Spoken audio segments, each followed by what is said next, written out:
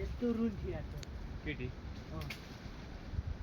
उसले भने पहिला मायाले मोडिदिन्छु तेरो लागि भनेर है यस्तो त कोही केटाहरू पनि खत्रै हुन्छन् लास्टमा उसले चैते बनाएर खाँदैछ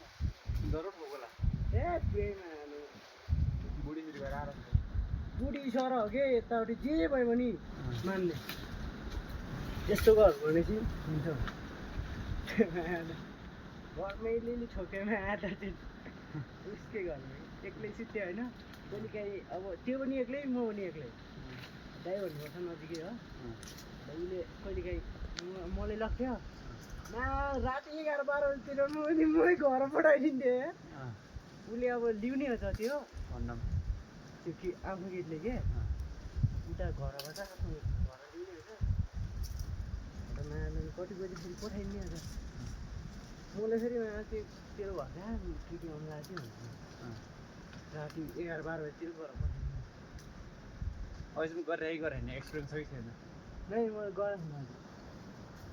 गरेँ एकैचोटि त्यही केटीसँग सुत्यो सुत्या सुत्ने अत गरायो त्यही पनि केही गराएको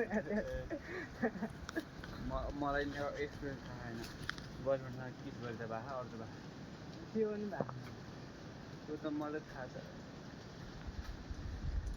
त्यो एक्सपिरियन्स थाहा मलाई किसको चाहिँ यो 4 सालको किस नदिने भने त्यो पनि अब गएको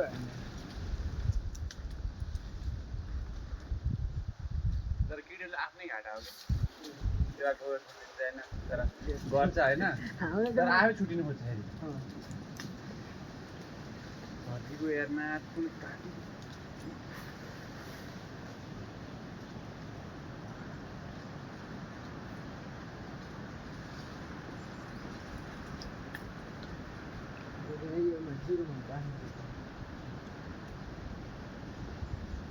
इन्ट्रेस्ट लाग्दैन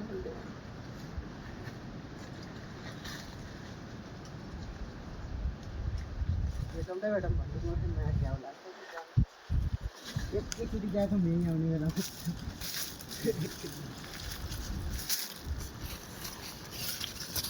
खोसाउँछन् क्या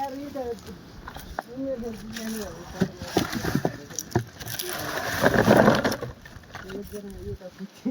थोडा वर्षको फस्यो नि भन्न आयो नानीबाट बनाइदिएको हाम्रो गाउँको एउटा छोरीले